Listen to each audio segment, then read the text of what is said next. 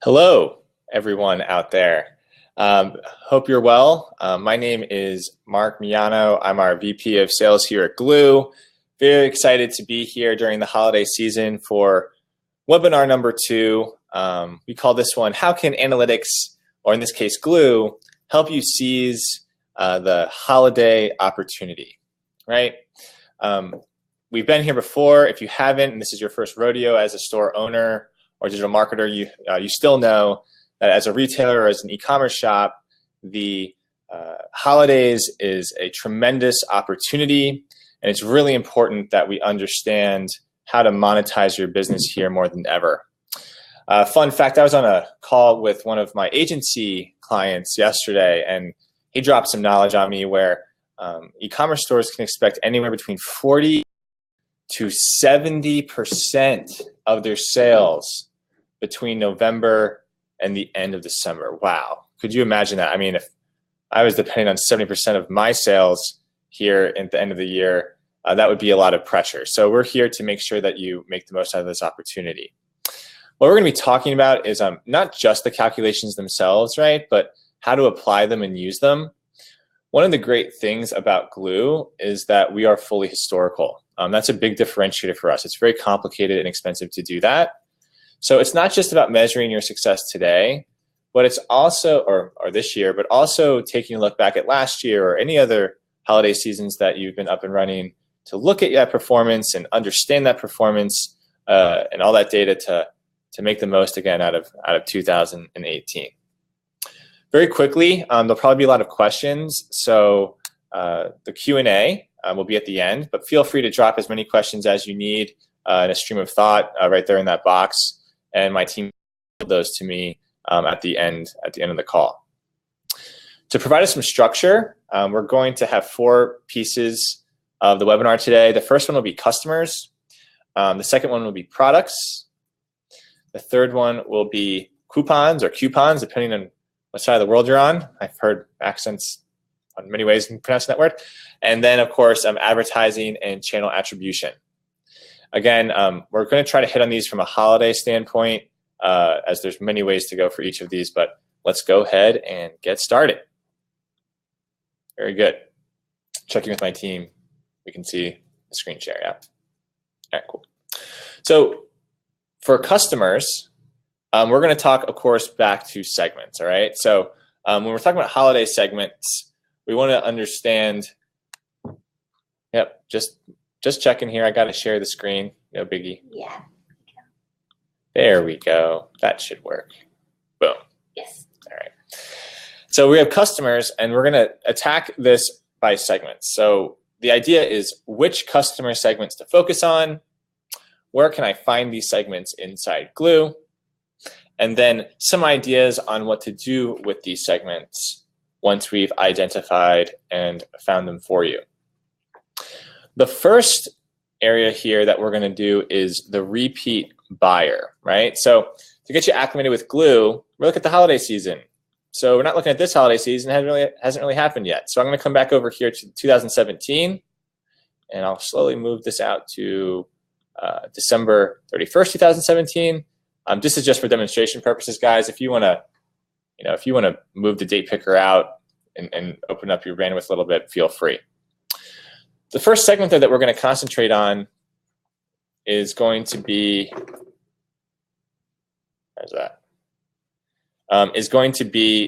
repeat buyers, or you can consider them VIP buyers. The idea is once a client, always a client. If you're wondering where to monetize your products and your services, you're going to go to the people who've already purchased products from you. It is way cheaper to keep a client than it is to buy a new one, as we already know. So what we want to do is we want to focus on these guys. So there's a number of ways of getting to it. If I come down here, we have a predefined segment called repeat buyers or repeat customers right here. The definition of that are customers who've bought from you 2 or more times. But if you want to get crazy with it and create your own segment, and using that triangle I alluded to in the previous webinar, well, maybe I say number of orders is greater than or equal to 2, or 3 or whatever your definition of a repeat customer is in order to identify that segment. Now remember, these people's LTV is already high. Their individual LTV is probably relatively high because they bought numerous times from you. So you can probably afford to discount a little bit, maybe have a gift angle or something like that. But my point is these people have bought from you before, and you're going to go to these people first when it comes to the holiday season. Also remember that this is, I'm going to venture a little bit out of analytics for a minute. And remember your marketing copy or the creative that you're sending to them. I should be able to go up to any of your VIP or repeat customers on the street and tap them on the shoulder and ask them, are you a, I don't know, special customer of Hugo Boss or a special customer of Dick's Sporting Goods or whatever? And they should be able to look back at me and say, heck yeah, I am, because that company told me I am. We cannot assume that people think that they're special, right? People need to be told that they're special. And that's a great way to tap into that irrationality in their brain and communicate that during the holiday season, what better time to buy from us because we appreciate you. I'll give you an example when it comes to building loyalty. As I work with a company that sells graphic tees, think of like a new version of Ed Hardy. I'm from New Jersey myself. I know Ed Hardy isn't probably fashionable anymore. If you wear Ed Hardy, I wear Ed Hardy too. So no, nothing personal. Anyway, they actually had a giveaway, right? Where these graphic tees, a lot of people wore tattoos, like that was kind of their market. And they gave away a very expensive tattoo machine to the individual who spent the most amount of money with them in the holiday season, right? What an interesting idea. You're building, you know who they are, they know who you are, you're providing them loyalty, you're making it fun. It doesn't have to be a generic discount or something boring. Think of that as a good example to get things going. All right, let's move on to the second segment, which I suggest we use, which is what I call the gifters, okay? A gifter is someone who bought from your store purely for a gift. Well, how do we find these people? Well, that's not a predefined segment. So what I'm going to do is I'm going to click create a segment. Let's say number of orders equals 1, right? And let's toy with the date range. Let's say that the first order date is after, and let's do the holiday season, right? November 1st. Or again, you can toy with it. I'm not saying November 1st is the holiday season. It's just a demo here. Or, okay, sorry. And last order date is before December 31st, right? So now what I've done is I've gone into your store. Oops, sorry, let me just grab that. I've gone into your store and I just took a cross section of your customers who bought from you once in this very specific time range. I think it's a safe assumption that these people probably bought from your store not for themselves, but for another individual. I'll give you an example. As I work with a company that sells mugs and different like accessories, think of like a gift shop company, right? So what they do is, again, it's about the copy and the message that you're sending. Rather than buying one mug for one individual, how about asking your gifter to buy multiple gifts at once from the store? Maybe they buy a mug as like a stocking stuffer for every single person they know during the holiday season, maybe everyone in the office or their entire family or something like that. What a great way to increase the average order value for a gifter, right? It's a pretty cool way of thinking of that particular segment. All right, last segment for you guys. We're going to move on to products. How about the last minute buyer? Oh, we've all been there, right? The person who just completely procrastinates to the end of the year. So let's talk about a last minute buyer. So I'm going to come over here to create a segment. And let's get a little bit more advanced on this one, okay? Let's say you've been up and running for 2 years instead of 1 year. I'll say if number of orders is greater than or equal to 1. Okay, they could have bought gifts or bought from you more than once. Then I'll say relationship length. I'll do the same thing, right? Oh, not relationship length. I'm sorry. First order date is after the same date range. So bear with me. Got to squint here. do November 2017, and then last order date is before December 31st. And maybe we repeat that, right, for the holiday season, where or the holiday season before, maybe going back to 2016. Again, that historical data. I'm not going to do that again because I'm just going to waste valuable screen time. But the idea is, oh, I'm so sorry. That makes no sense. We're going to do the right before Christmas, right? Sorry, December 17th, 2017 to December 24th, 2017. Big apology. I can see how that's super confusing. But number of orders is greater than or equal to 1. And the first order date and the last order date is in a very specific time range. They bought right at the end of the day, or right up to the holiday season. So in that particular circumstance, we've seen like a shipping angle, right? They're probably willing to pay a premium for the product. They might be okay with the fact that it's the end of the holiday season and they're not going to be able to get a deal from you. They'll probably be lucky to buy anything, to be completely honest with you. But they need that product to give to their son or wife or whomever now. Time is of the essence. So maybe you give a discount on shipping, and that's the value proposition that's going to make you a lot of money leading up to the holiday season, to make sure that you're guaranteeing your particular customer getting what they need when they need it, not necessarily what they're looking for. So those three particular segments are just the tip of the iceberg, but we're going to now move on to products in order to keep the ball rolling here. To give you an idea of where we are, I'm going to go to customers and product lists. We have many predefined segments, and what I'd like to start with is going to be the hot products, okay? The question that we want to answer is, what products do we offer? Which of my products are the holiday favorites? Not just which products are that have high demand, which products are the ones that my holiday customers like the most? Well, this is a complicated mathematical lift because we're not just looking for a large amount of orders in a given time period.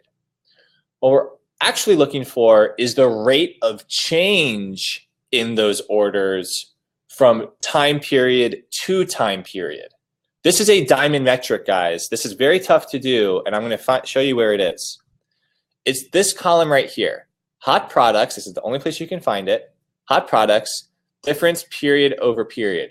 In fact, what I can do, a shout out to our UX director, Cece, did a great job of doing this, is I can actually pin period over period right here, and I can now take my products and rank them in order of their difference in demand. And careful, take a look at what period I'm looking for. November 1st, 2017 to December 31st, 2017. And what this tells me is that the Jeweled Evening Clutch had a spike of 84 orders in contrast to September 1st, 2017 to October 31st, 2017. That rate of change is eye-popping. I'll give you an example. I work with a grocery delivery company. Okay, they had an inkling of an idea that maybe hot chocolate would be a great holiday gift. Maybe there's a big spike in demand for hot chocolate as we're leading up to the holiday season. That's a hypothesis. That's a logical hypothesis, right?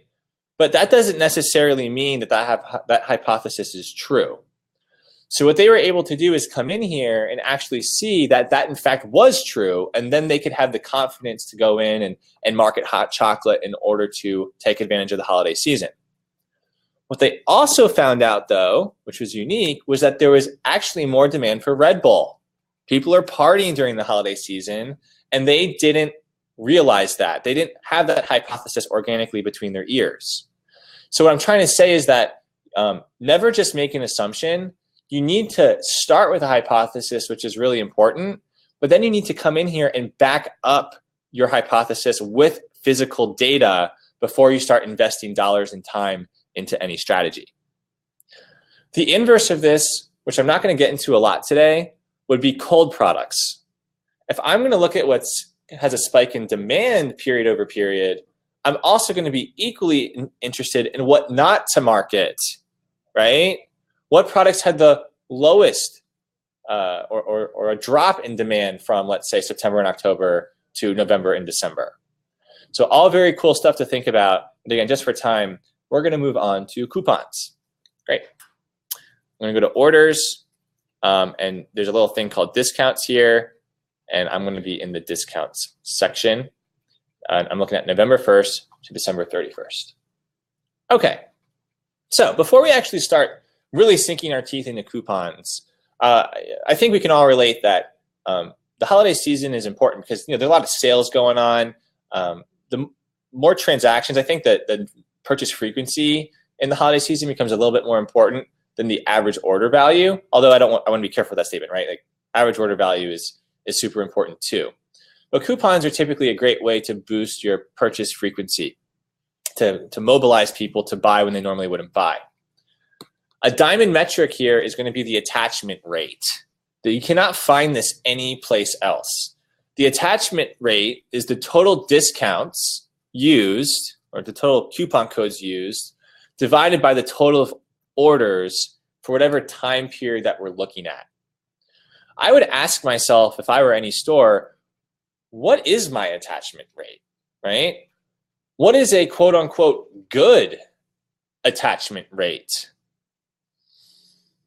Those are important. So let me give you an example. Let's say throughout the year, I'm selling makeup, and let's say my attachment rate is 10%.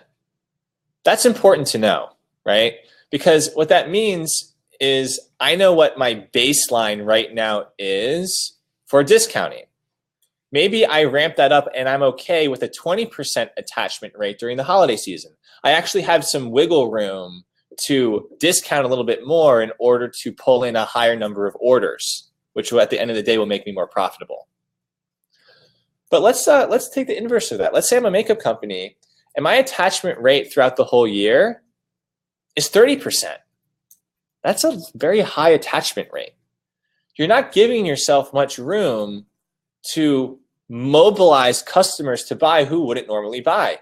In fact, if your attachment rate is too high, you might be physically in what we call a discount trap, where your customers actually are holding out and not buying from you until they see that slash go through the full price and they see a deal. And we don't want that to happen, right? So what I'm trying to say is that your attachment rate, we need to make sure we keep an eye on that and not let it get out of control. And the lower you can keep your attachment rate, the more wiggle room you're going to be able to have in the holiday season in order to accelerate the velocity of your orders over time. If I come down here further, what you're going to see, oh, and by the way, guys, you can see the total. We can have a whole nother webinar on this whole screen for like 45 minutes. I encourage you to come in here, and you can look at the performance of each coupon, all of your coupons right here. But what we're going to come down to is active discounts and actually see the performance of the discount code over time. How is this used? Well, I have a cool example for you. One of my colleagues, Megan, she works with a company called Diff Eyewear. And they're really simple. I like this one because it's super simple. They have a discount code that corresponds to the influencer who's responsible for bringing them business. So what they can actually do with that particular strategy is take a look at the performance of not only the coupon code, but the influencer behind the coupon code in order to act accordingly. So for example, let's say we have an influencer who's absolutely kicking butt, right?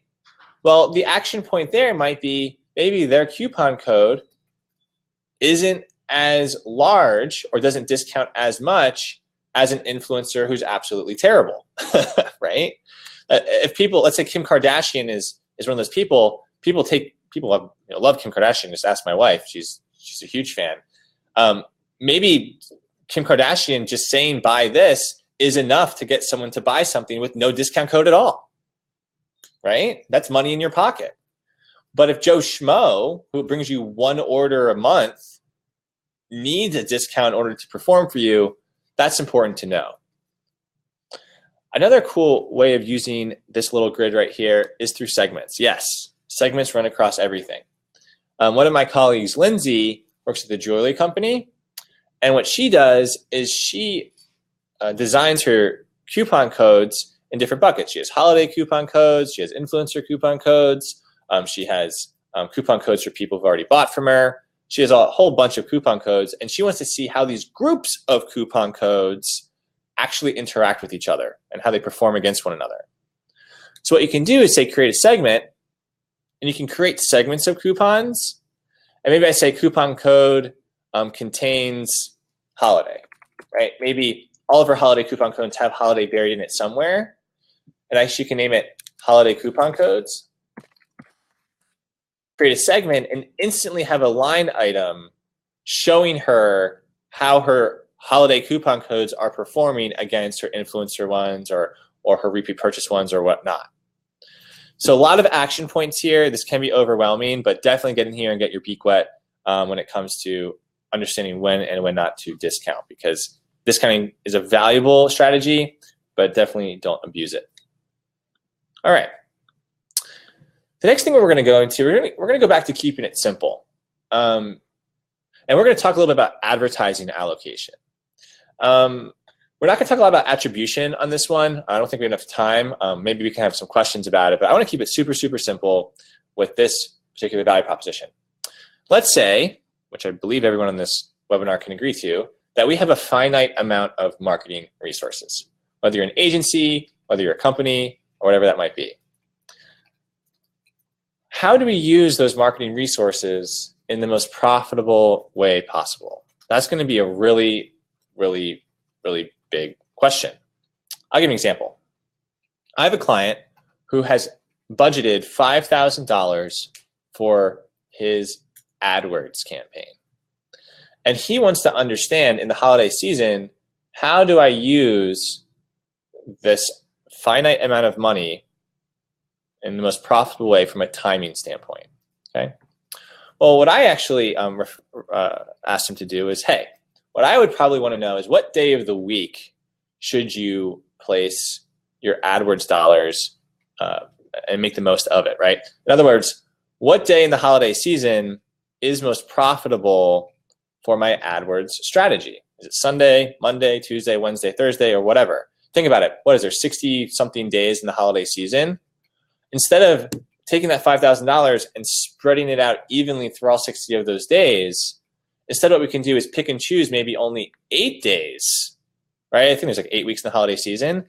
Maybe we take that $5,000 and go hard in the paint on only those 8 days and make the most out of that limited amount of spend that we have.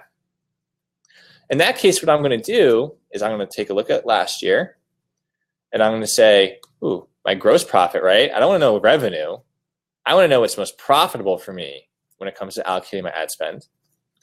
I'm going to overlay this over the day of the week. Ooh, looks like Sunday's a big day.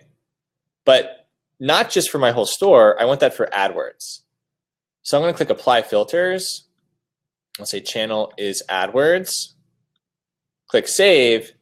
And now I can instantly see that Sunday and maybe Saturday and Monday, depending on how you want to play it, are going to be the times that you're going to want to make sure that your AdWords is up and running. Or maybe Monday and Tuesday would be, or even look at Friday. Friday is a huge waste of time for this company where he could take that resource and place it into Sunday instead. That's going to be it in terms of what I have prepared for you guys today. Hopefully that's extremely helpful. And from here on out, we're going to answer and field some questions, if there are any.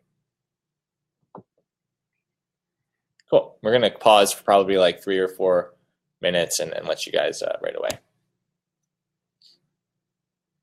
So we have one, Mark, on the segments in products and customers, like the repeat customers you showed. Are those already in Glew, or do I have to set those up myself? The repeat customers are already in Glew, so I'll do a little bit of training here.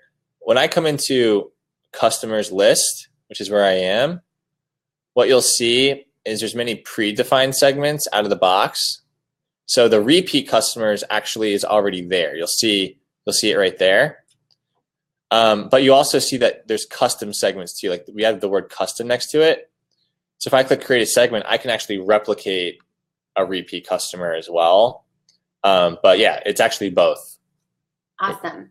We have another question from Ben who said, I'm hoping to find which products are most popular for first-time purchasers. So great question, Ben. And you could do that by clicking on the segments.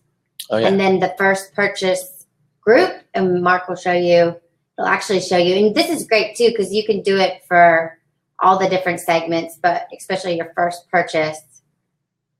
Yeah, thanks, Megan. Megan's right. If you go to customers, segments, you'll see that that's a predefined segment as well. My first purchase customers. And then you'll see this products purchase button right here. And it will tell you what your first purchase customers like to buy. But make sure you're taking a look at that date range, right? So you might want to see what your first purchase customers buy in the holiday season. You might want to see what your first purchase customers buy over the whole year, whatever segment of time. But yeah, that's an easy way of getting to it in the system. And then another question we have is, have you seen any particular email campaigns that have worked well with any of your clients? Yeah.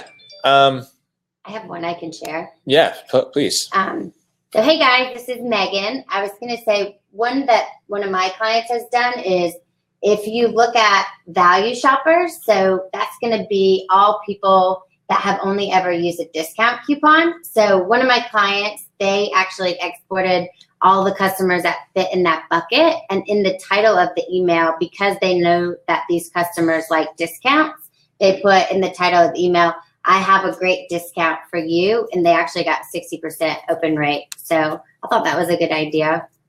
That's a great one, Megan. And another one to just add multiple examples would be the inverse of that, which would be the VIP customers. So your VIP customers are the top 10% of your customers by revenue.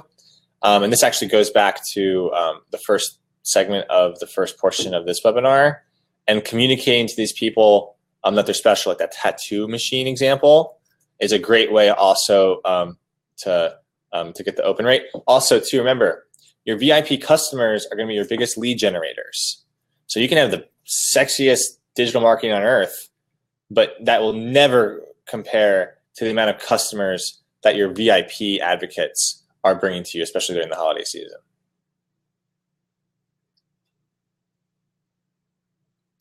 Good. Awesome. Well, guys, it's been a blast. If you have any questions, please feel free to ask for a demonstration of our services. That's what we get up in the morning to do and to help you out here. And good luck selling and making the most out of the holiday season. Hopefully Santa is good to everybody. Bye.